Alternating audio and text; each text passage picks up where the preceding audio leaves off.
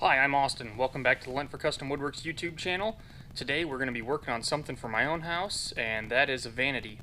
Now, I've been working on this vanity for a few months now, actually probably about 6, but we're getting back into it, and we're going to be working on getting it completed. So this is what we have so far. What we're going to have is 3 drawers on the left, 2 doors in the middle underneath the sink, 3 drawers, and then we got 4 spots here. We've already finished up the face frame and the shelves for the drawers, and now what we're going to be doing is working on the face frames for the doors and the drawers. So let's get to work on those. So this is going to be the first step in the frames. As you can see over here, we've already got the face frames done for the left set of drawers, and here we've got all the rest of the lumber. What we need to do is actually sand down the edges to get rid of the table saw marks. After that, we will cut them down, put pocket holes in them, and start assembling them. So we'll go ahead and get started with the sanding and move on from there.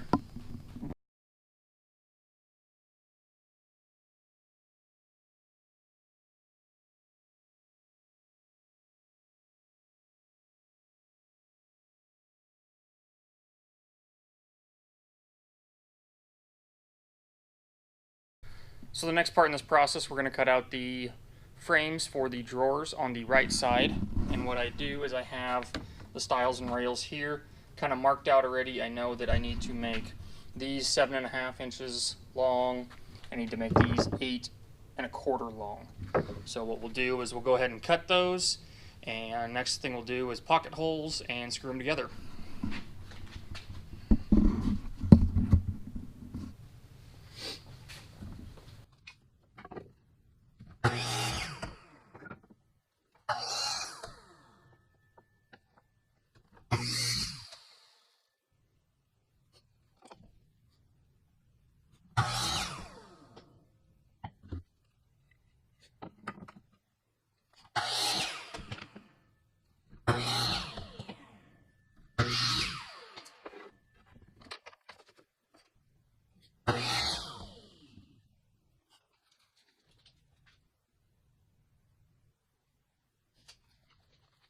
Okay, I just went to double check my measurement. Good thing I did, because I needed to be at 8 1/8, not 8 1/4, so I would have screwed all of those up.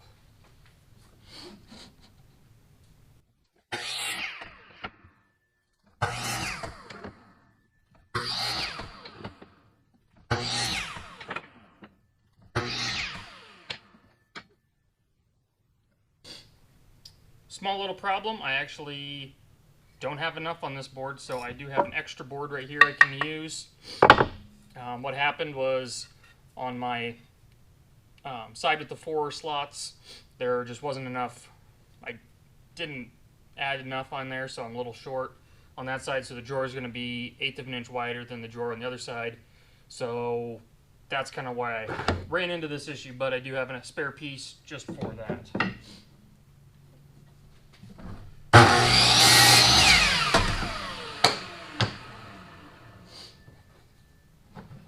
So we're going to go over the bench now, and we will start putting pocket holes in these and get them put together.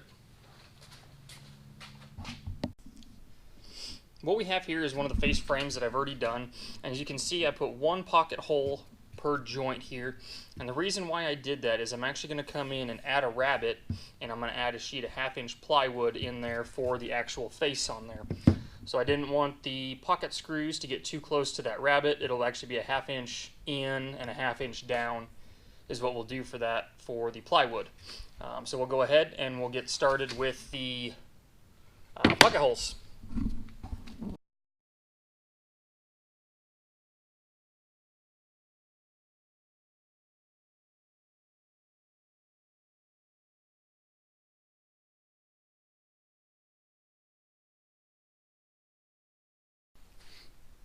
Alright, so we're back over by the bench. As you can see, these are the rails and stiles for the drawers. Of course, it'll look like that on the actual cabinet itself.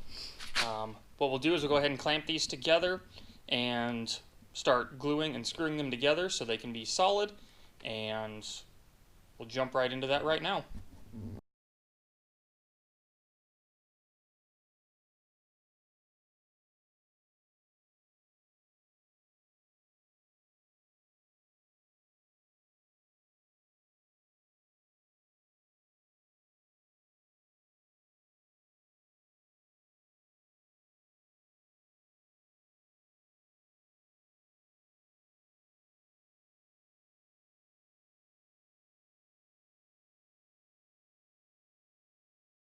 So our next step in the process is we're going to take one of the frames from each side back over to the cabinet. We're going to mount them up and measure for what we've got left for the center doors. So we'll go ahead and get this set up right now, and we'll take a look, see what our measurement is.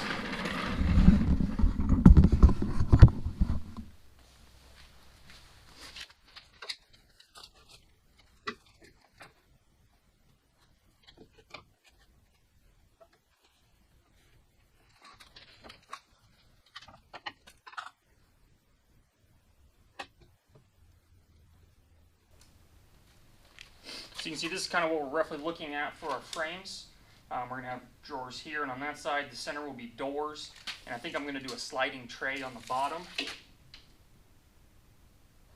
So we got 23 inches and 7/8 inches on there.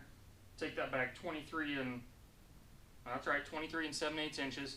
We're going to do like a 16th gap on there. So really, these need to be 23 3/4 overall. Which actually there'll be a gap in the center there, so we'll do the math and get those numbers figured out. So these here are the original drawings that I came up with. The legs down here are not going to look like that. I thought that was kind of goofy, so I decided not to do that.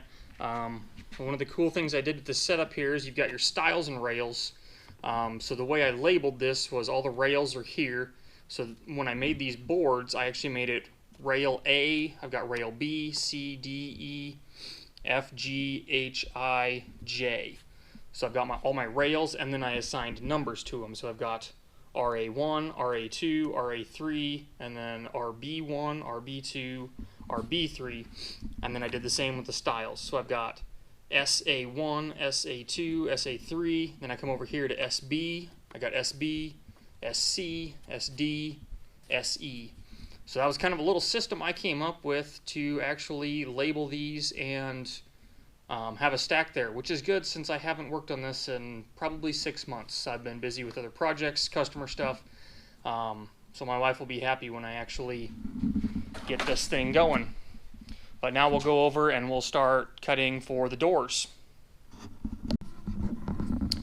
So I figured out the size. The width on them actually has to be 11 7/8, which is a hair big. It's between 13/16 and 7/8.